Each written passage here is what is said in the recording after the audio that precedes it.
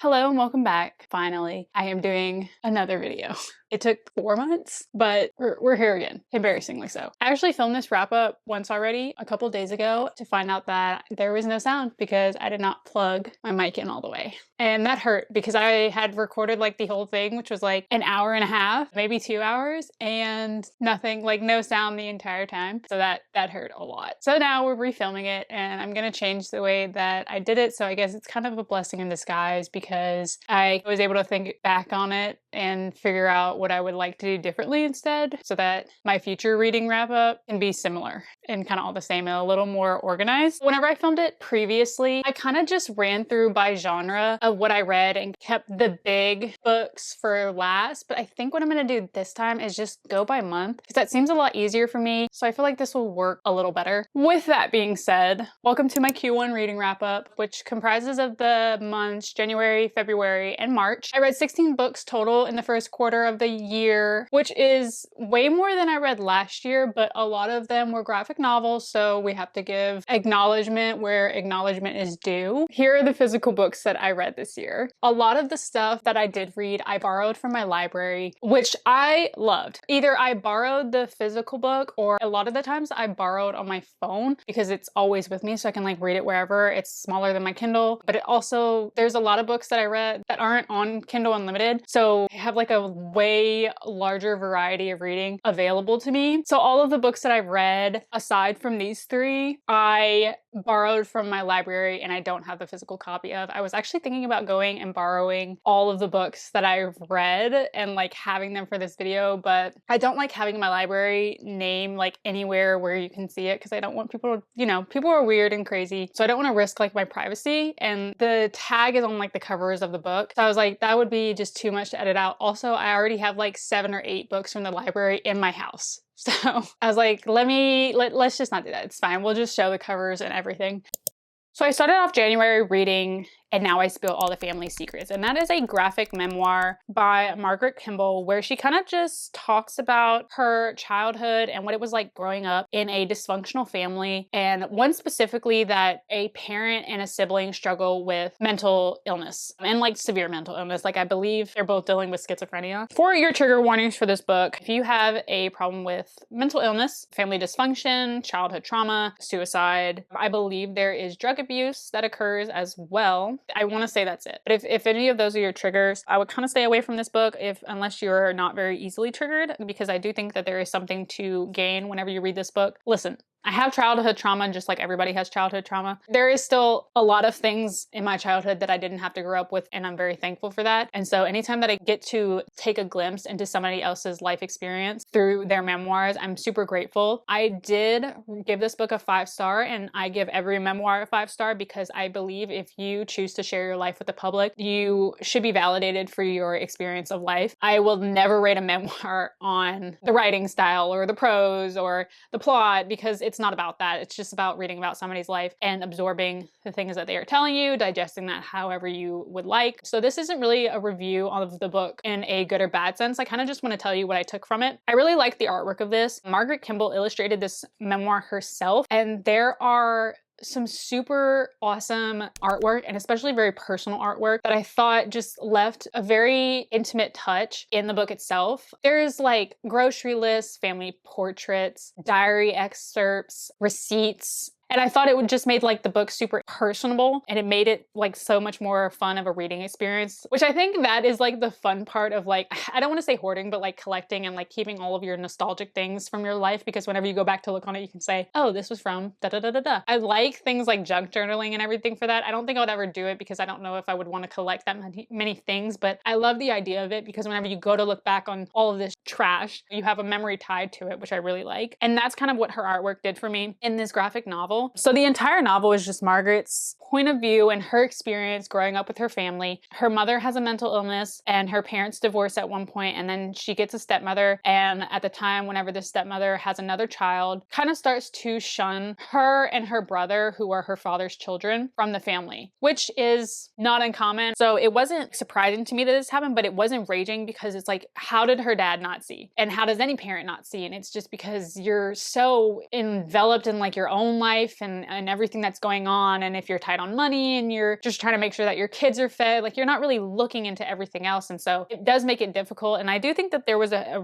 resolution eventually. I was just angry that it just didn't happen sooner. But I also have to give grace because it's not a normal family dynamic. At the same time, there are things going on with the biological mother. At the time that this is all happening, you know, women's mental illnesses still aren't really taken super seriously. A lot of things that they're going through is very hormonally centered. I was like, okay, well, we have to give grace because this is happening, and then, you know, whatever. And then I think a lot of the times too, I think a lot of the things whenever it comes to children are looked over. And this is just the repercussions of that and the reality of it. And so I can be angry, but I can't change what she went through. So other than that, I felt a range of emotions whenever I read this book. I was angry, sad, scared. I had so much sympathy. And then I really had a lot of heartbreak because of like watching what somebody has gone through as a child and like looking at all of this life through the eyes of a child. It is very heartbreaking. And unfortunately, I can only feel those secondhand. So I can't even imagine what it was like actually living through it. And I don't even know if I could handle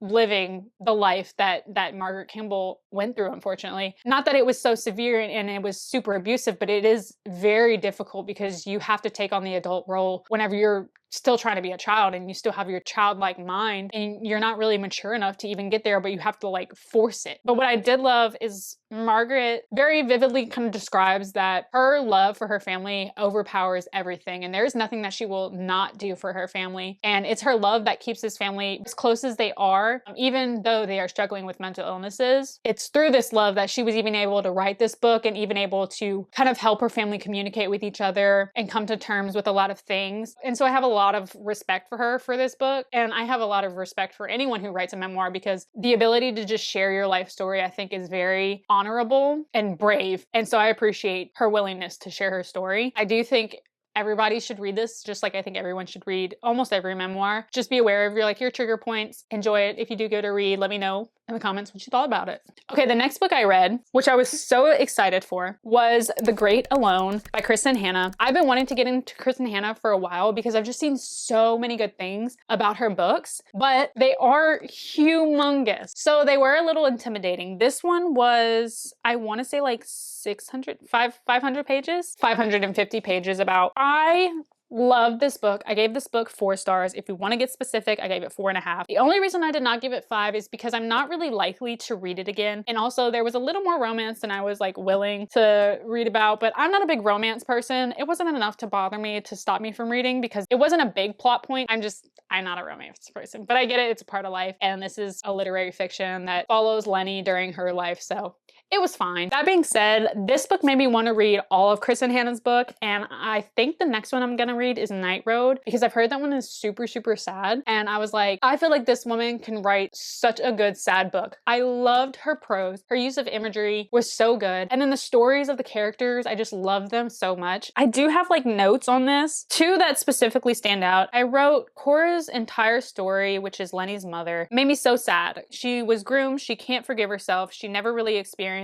true healthy love with a partner, and I wanted her and Tom to be together so bad. The tenderness and relationship between her and Lenny is beautiful, and she finds strength through being a mother. I really liked Cora's character by the end of the book because, you know, she kind of finds her power after Ernst is killed. Her growth and her blossoming into just being able to be a mom and not having to be a scared wife, it kind of stole her ability to be a mother because she was just on survival mode all the time, making sure that Ernst was okay and everything was about Ernst, and she could never really be a mom to Lenny because Ernst always had to come first. And so when Ernst is gone and no longer in the picture, her and Lenny are finally able to connect truly and deeply and have a normal mother-daughter relationship, and I really love that. Other thing that I wrote that I think stood out to me was that I enjoyed the beginning and the middle more than the end, and Lenny's trip back to Alaska and onward felt super boring. The only part where it got a little annoying was the end because I'm okay with not having a happy ending, and I feel like the end of the book was just to kind of make a happy ending, and I didn't really need that, which is also why I think I gave it 4 stars. I didn't really like the trip back to Alaska. Like I said, I'm not in need of happy endings, and I actually kind of prefer the story to end sadly more than I would a happy ending. I know it's like a nice way to tie up books, but like I think a lot of the times it's very unnecessary because life doesn't always end happy, and I think more often than not, it doesn't end happy. And I think I would have liked it better if Lenny would have stayed in Washington. I think they were raising her child. She goes back to dump her mother's ashes, and I was like, okay, that I can get behind. I understand maybe her going back to visit Alaska, but her going back and living there really wasn't like a thing for me. And honestly, I think Matthew should have died, but that was just me. Or they just wouldn't have had a relationship. I think it would have been a little, I just think it would have been better. Like Lenny lived her life and she created this new life without him, and there's no reason for him to be there anymore. It would make sense if he wasn't there. Even if she went back to Alaska and to live there and he wasn't there, like she just lived there in memory of her mother and of him. But I'm not a romance girl, so I'm okay with the unhappy ending and the no romance and everything. So, but I understand why people would like it. So also, like whenever we went and we did the jail scene, that felt like a complete waste of paper. That very obviously was just to show that Tom Walker is friends with the governor and Tom Walker is powerful like he says he is. I already knew that. I believed it whenever it was written. Like you didn't give me a reason to not believe it. Like I knew, girl. But I could tell it was like just proving a point, and I just thought it was a point that didn't need to be proven. It was kind of like unnecessary at that point because at this point we hadn't even seen or heard of Tom in like decades. So that was weird to me. But it was whatever. Anyways, my mom got to read this, and she's the one that recommended this to me. She got to read this in Alaska in the exact place that the book takes place. So I was really jealous. And I finished the book and I called her and I said, "You bitch, I can't believe you got to be there and read this." And she said, "Yeah, you need to come next time." And I said, "Okay, I guess I gotta go next time." So thank you to my mom. I'm now gonna read every Kristen Hanna book there is, her entire backlist probably. And I'm gonna start with all the books my mom owns, and that is gonna be Night Road. And then I think I'm gonna read either Winter Garden or The Nightingale, because I know The Nightingale is being turned into a movie. And I really wanna read that before it comes out. I know it's gonna make me cry, which I would love. So we'll see. That's my review. The next book I read in January was Shatter Me. I actually didn't hate this. I gave this 3 stars. It wasn't too bad. It was a little weaker than I would have liked it to be, but it wasn't awful. I don't know if I wrote anything on it. Yeah, I think I just have like a couple of quotes that I remember reading. I'll put them here, but it wasn't anything super crazy. There were more dislikes in this book than there were likes. I don't really like lyrical prose, and I think I found that out through this book. And I say that because a lot of the writing in this book is just extremely repetitive, and I think it's because of the prose. Every now and then I don't mind like a more flowery writing, but I don't know how to explain it, because it did make sense in a lot of this because Juliet is by herself and she's, you know, isolated, and I think it works for her character. But then in the later books, I realized that it was used for every character. I really don't like it at all. I think it is only necessary for Juliet's character because she hasn't had human interaction for so long that it makes sense that she would just kind of talk and notice all of the color, the textures, the way that people do things, the way that they say something, the tone, like all of that would make sense to her character because she would have been in isolation so long that she would be the one observing them. But I don't think the normal person does that. And so it really annoyed me whenever other characters, their chapters were in like very flowery terms or whatever. I also read Destroy Me 1.5, which I think was Warner's Finding Juliet's Notebook. I gave that one 2 stars, and my review is I'm having a hard time getting into this series as is, and this just made it worse. I'm normally into an obsessive boyfriend, but either my tastes have changed or I just don't particularly like Warner. His reasons for liking Juliet are extremely self-centered and relative to her being like him or sharing a similar past, not anything to do with who she actually is. So far, I actually prefer her with Adam, but even that is so cringe, it's vomit-inducing. But at least he likes her for who she is as a person. Which, now that I'm remembering, they were way too lovey-dovey, but I understood it because, like, this is the first man Juliet's, like, ever seen.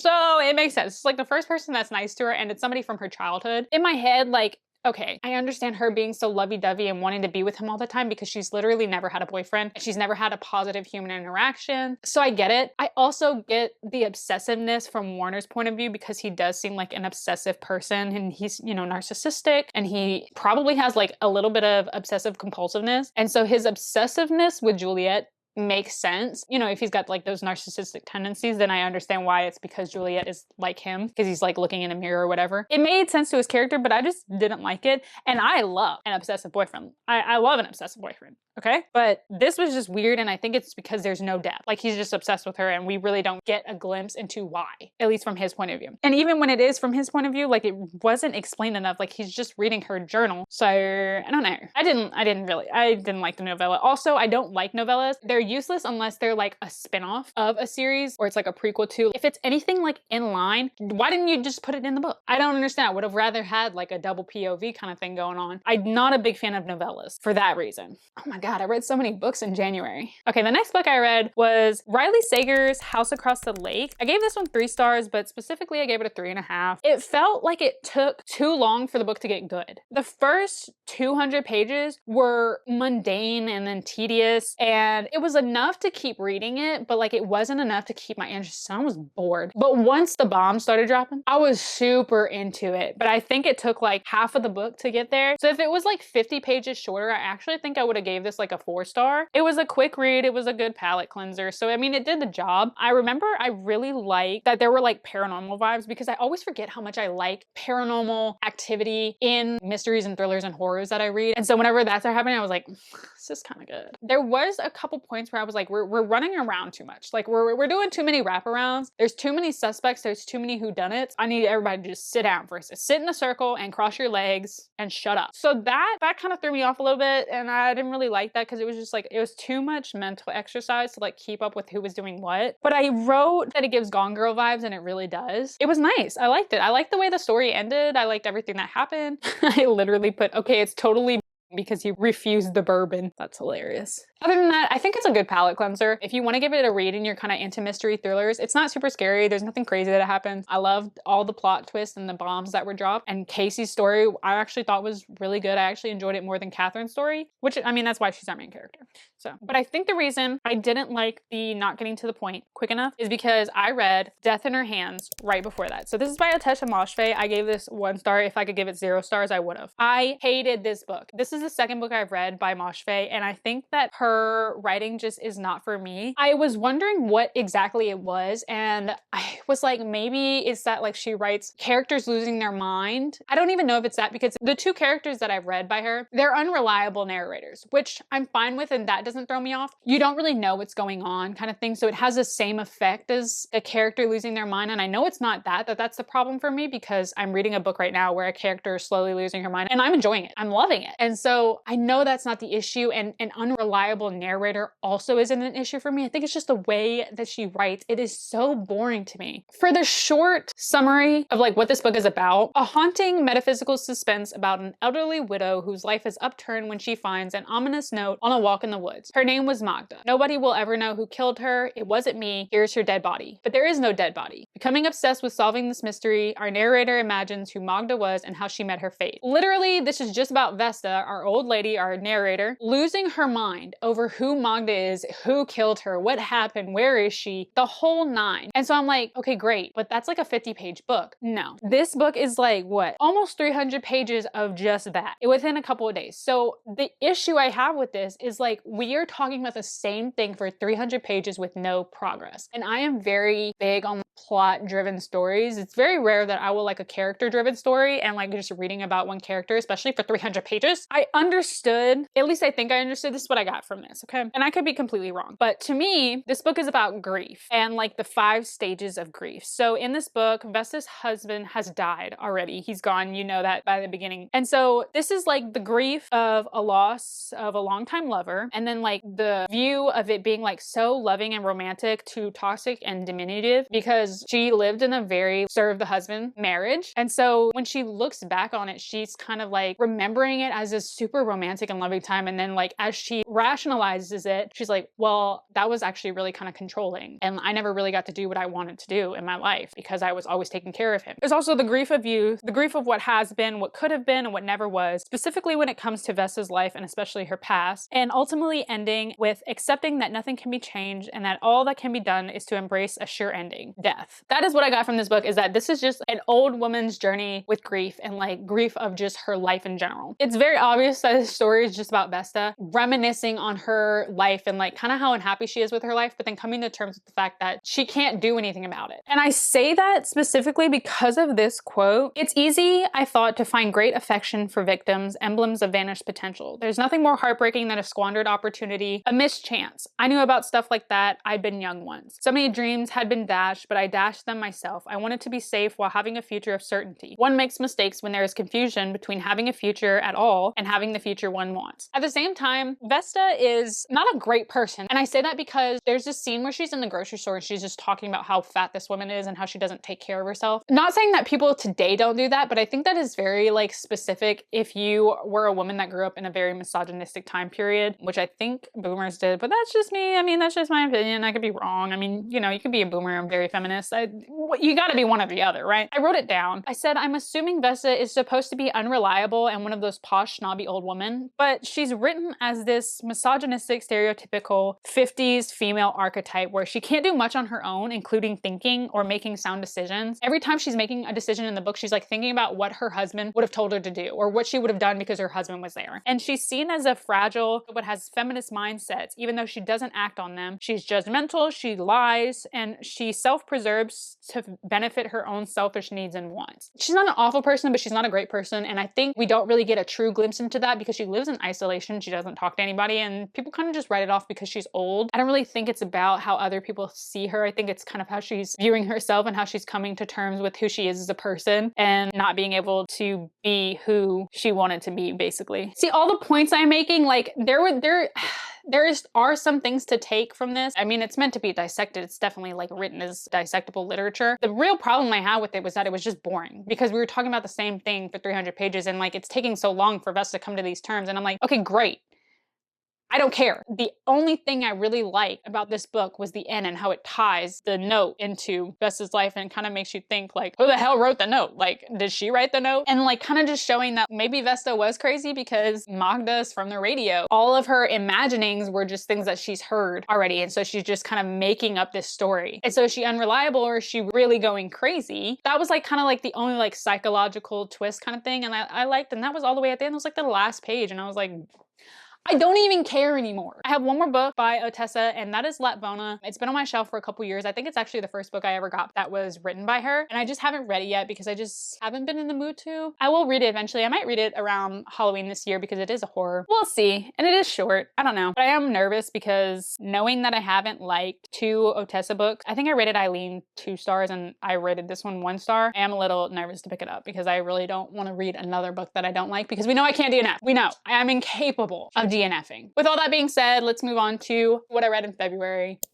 In February, I did read a good amount of books. I want to say I read 1, 2, 3, 4, 5, 6, 7, 8, 9.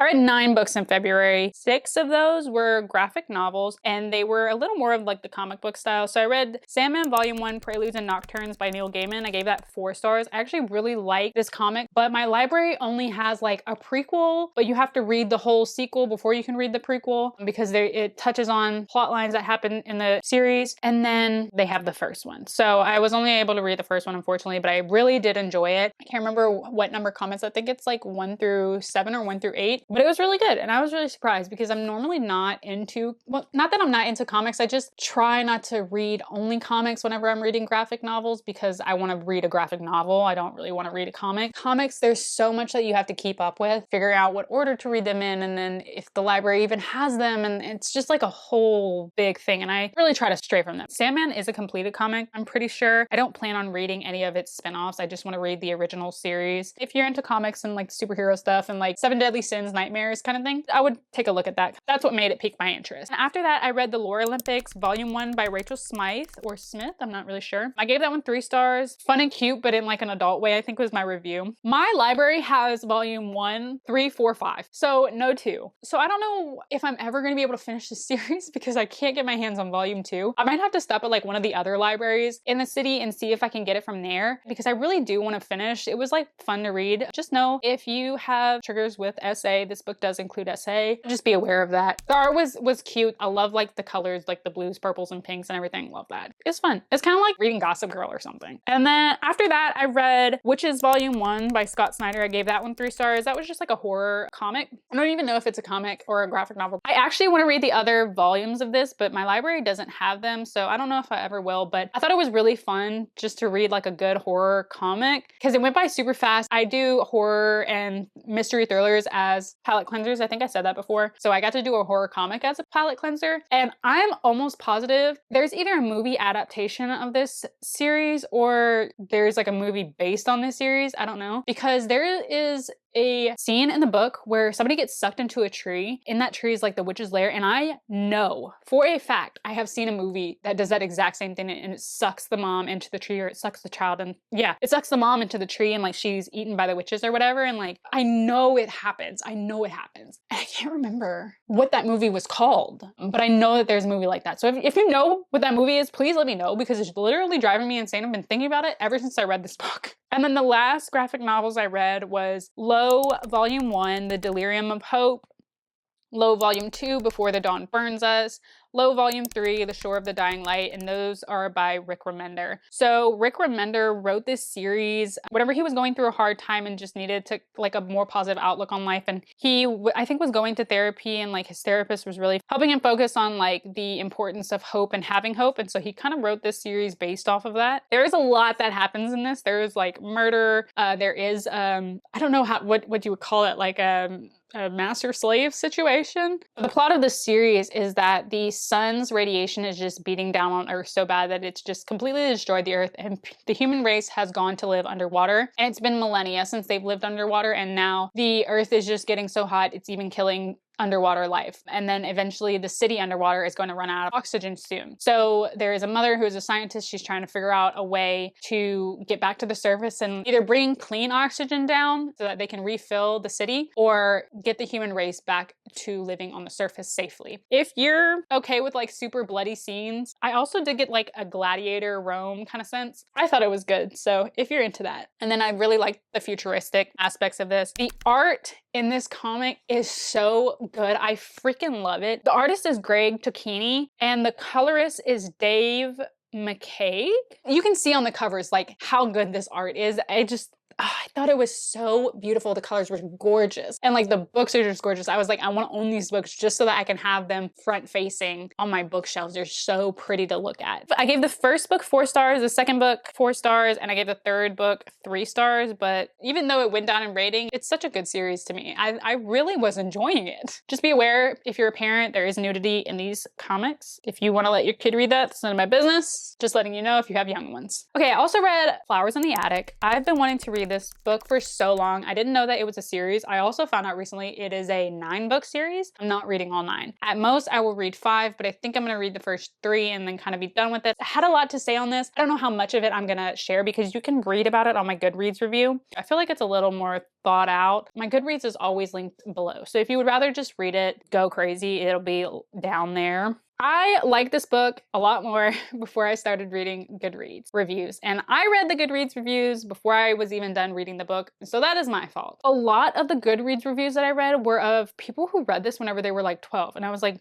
where did you get this at 12 years old? Because there's no way that this was in a YA section. So that didn't make any sense to me. So I'm thinking, I don't know how long ago they were 12, you know? So maybe this was before YA was like even separated from adult. Or I don't know if they were like introduced to it at school because this is a book with a child narrator. And so maybe that. I really liked this book. I gave this book 4 stars. And I think it was mostly like the timing that I read this. So not long before this, I had read J.C. Duggard's memoir, and she was kidnapped and essayed for many years of her life from childhood into her adulthood. And so reading this right after, I think kind of had a bigger impact because I had just read about a child being abused. It also had very like Turpin children energy with like the religious aspects and then being locked up and not being exposed to society and not being able to see the world, etc., etc. What I really liked about the story was that it happens from Kathy's perspective and what it is like to be a young girl coming into adulthood and like your teenagehood. Man, when I filmed this the first time, I was able to really explain like how this book book made me feel. Something I really liked was watching Kathy trying to understand adult conversation. And she really isn't able to understand any adult conversation immediately. Like it takes either a couple days or a couple weeks or sometimes a couple years for her to really understand what that person was saying whenever they said this specific thing. And that's how she kind of comes to learn that her mom and her dad weren't really allowed to be together and her mom ran away. And she doesn't really understand the true weight of that until she's older and able to look back on it. Watching through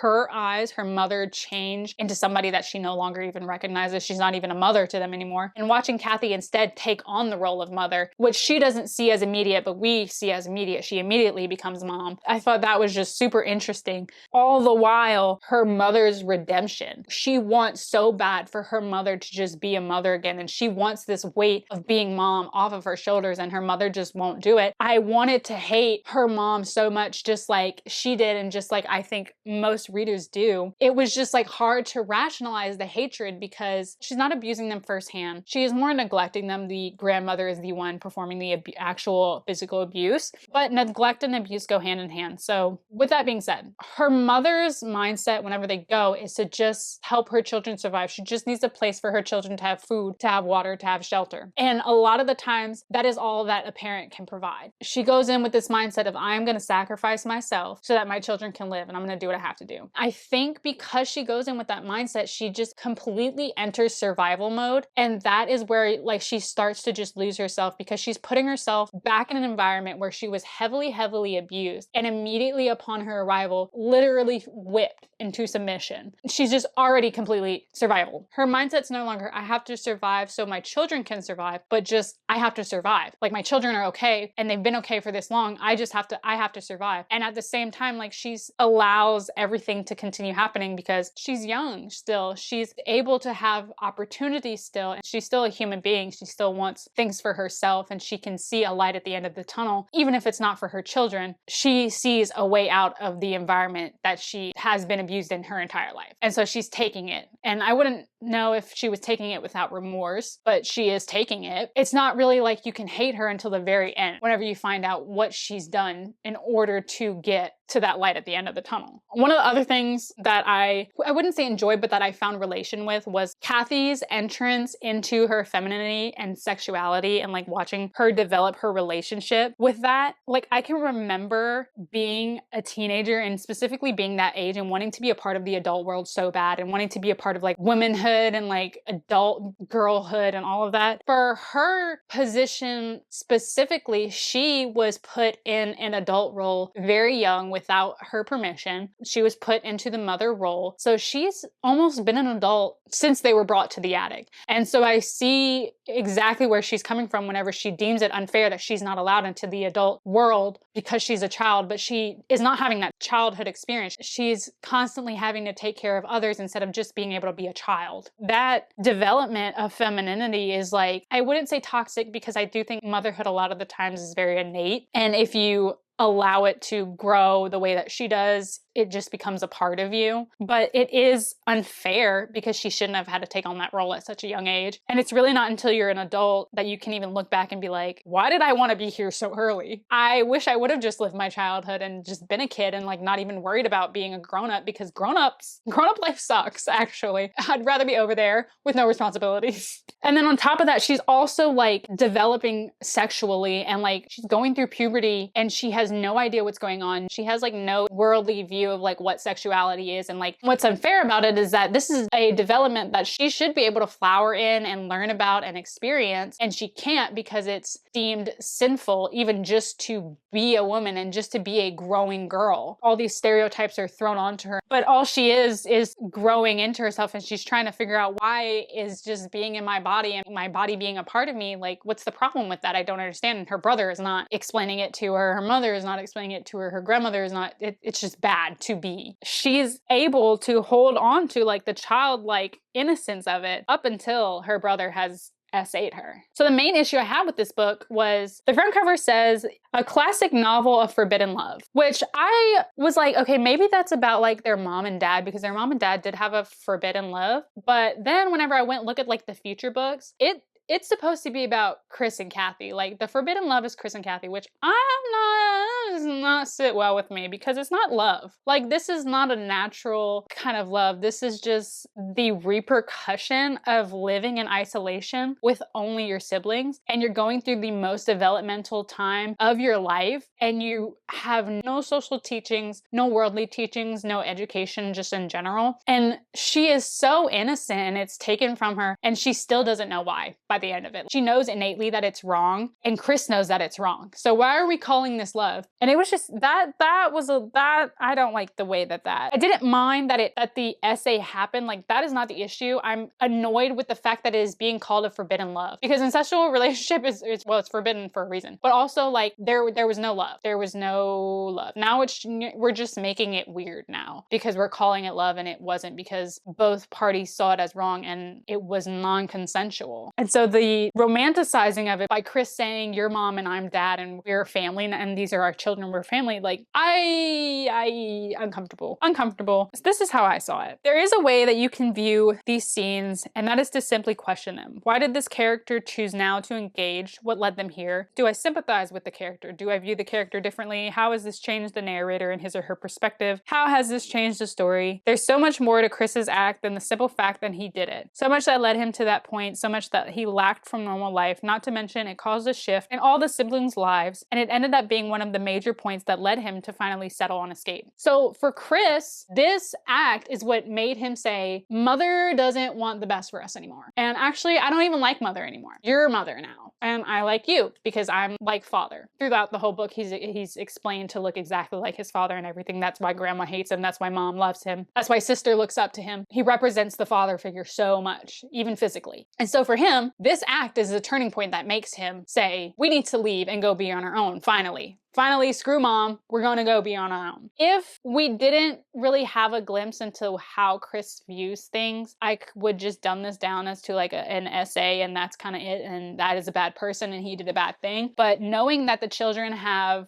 been isolated their entire lives, I have to ask the question, well, like, what did you expect to happen? There's all these hormones and no release ever. But also there's no reprimandation unless they're found out. There's no authority. They're just told that anything they do is wrong. But Kathy doesn't even know what the wrong thing is. And Chris is, so I don't see her that way. You're gross. You're the wrong person for seeing us that way. And da-da-da-da. It's not like it was like a wanted action. It was almost like a impulsive action that it even happened. And I was okay with seeing it that way. Like, yes, was it like, yeah.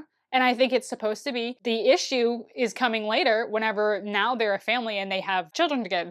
That is not okay. We're getting into some weird stuff. I don't really like that. And I don't know if it's in the way of like they purposefully have more children or did he accidentally get her pregnant. If I continue reading past the third book, maybe I'll know, or maybe I'll find out in the third book. I don't know. But I don't think the second book has anything to do with that, but I don't know. If it does take that route, no way I'm reading the rest of these books, because that's just, we all know why Credence was canceled. Moving on. I finished Unravel Me, which is Shatter Me 2 in February, and then I also finished Fracture Me, which was Adam's novella. Number 2, Unravel Me. I was getting more annoyed. I did rate this book 3 stars. I specifically wrote that there is so much excess wording in this series that it makes it irritating to read. I stand by that. There's too much. Like, I do not need to know the color of everything, the texture of everything, how gray the wall is, how blue his eyes are, how fluffy his hair is. I don't need to know any of that. I wrote in my review to like take it with a grain of salt because I am an adult reading a YA book. I understand that, and I was like, I probably would have ate this up at 13, but like I don't have teenage angst anymore, so like it's not hitting the way that it probably would have been. And I think that plays a big part into enjoying this series, okay? When the story is like there and the plot is like happening, I'm into it. It's like whenever we're doing all the other stuff, like the falling in love and the describing things and like Juliet just like yapping. I don't really care to read pages and pages and pages and pages of that,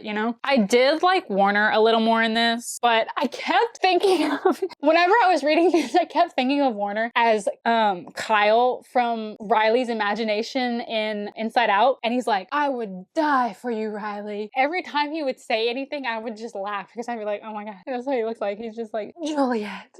You know what I mean?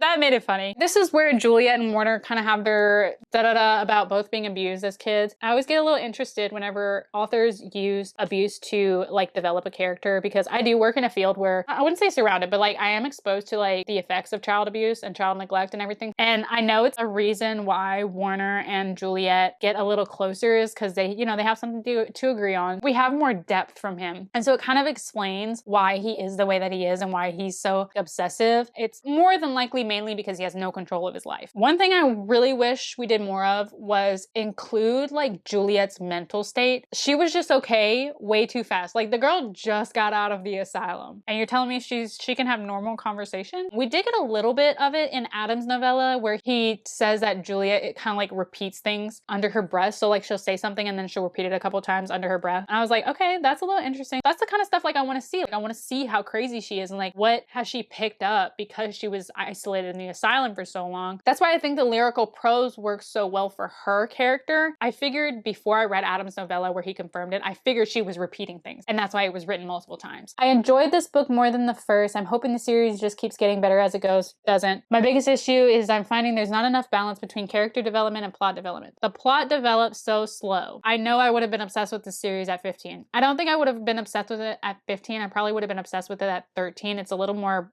immature than a 15-year-old would probably read, but like romance-wise, I'm sure like a 15-year-old would eat it up.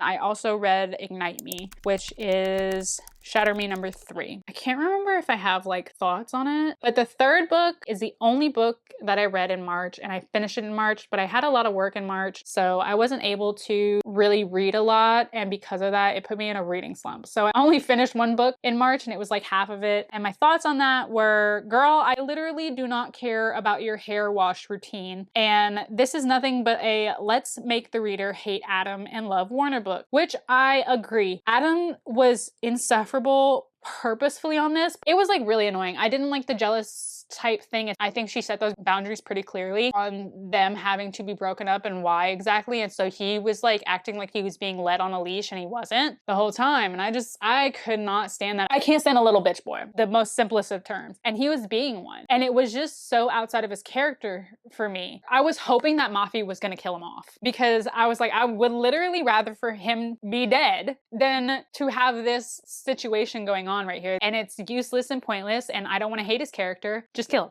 Just off him, girl. Do it. And then honestly, as we continued the series, she should have killed him because he literally disappeared from the earth after. We never really heard about him again after this book. He kind of just lived in isolation and didn't have anything to give to the plot. And we, heard from him every now and then. But like, I was like, I'd rather you be dead. And then again, this book, I don't like reading about teenagers having sex, being that there were sex scenes written in this. And while they are like a fade to black, I would have rathered a closed door where I don't read about foreplay or anything. Like kissing is enough. And like maybe like a hand up the thigh or up your back of your shirt or something. Like I can read about that with teenagers, but like I don't want to read anything else because they're minors. And like knowing that an adult wrote about a minor having sex makes me very uncomfortable because that makes me uncomfortable. Like minors having sex and like reading about that makes me uncomfortable, as it should. So I really didn't like that we're doing that, especially because we're doing that with characters that like barely know each other. They literally have known each other for 2 weeks. Be so for real. This is why I stand by having a new adult reading section and not just young adult and then adult. That's like way too large of an age range. I think this book is appropriate for like kids who are 17 and up, not 13 and up. So parents, be aware there is sex scenes in these books. I think that's all I have to say right now. I did read the rest of the series in April. That will be in my Q2 wrap up along with like a series wrap up. Just letting you know, if you love this series, don't watch because I do hate on this series hard. But I think that's all I have to say. That's everything that I read in March, and then I went into a big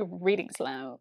And it sucked. I was in a reading slump for a while. I think like almost 2 months. I hope you guys enjoyed this little reading wrap up for the first quarter of the year. I read way more books than I thought I would. And I actually read more like traditionally formatted books than I thought I did. I thought I read mostly graphic novels. I'm gonna try and be better with my next quarter wrap up to film at the end of every month and then kind of just put that in one video together so that it's fresh on my mind, because a lot of these books aren't really fresh anymore. Like, it's May now. I don't really remember everything about the books I read in January. I can just remember if I liked them or if I didn't like them, and that's about the best I can do. So I'm gonna try to be a little more diligent on that, but it really just depends if I'm like super busy or not. And in March I was super busy, which is why I wasn't able to film it then. But yeah, let me know your thoughts on any of these books if you have read them. I would love to know. Also, Feel free to correct me on anything. I don't care. These are my opinions, but if there is a fact that was wrong, you're welcome to fact check me in the comments. I won't mind. I am okay with being wrong, guys. I'm okay. I can't wait for you guys to see what I read next quarter. I can't wait to see what I read next quarter. I really need to get through a lot more of my DNFs. I've been DNFing the DNFs that I picked back up. I need to get on track. I've also not been reading the books on my bookshelves like I was supposed to be. Like I said I was gonna. Listen. The library just fills a need, okay? See you guys next time. Hopefully it'll be sooner rather than later. I think I'm gonna go tan. It's a 6. I'm gonna go tan. Oh.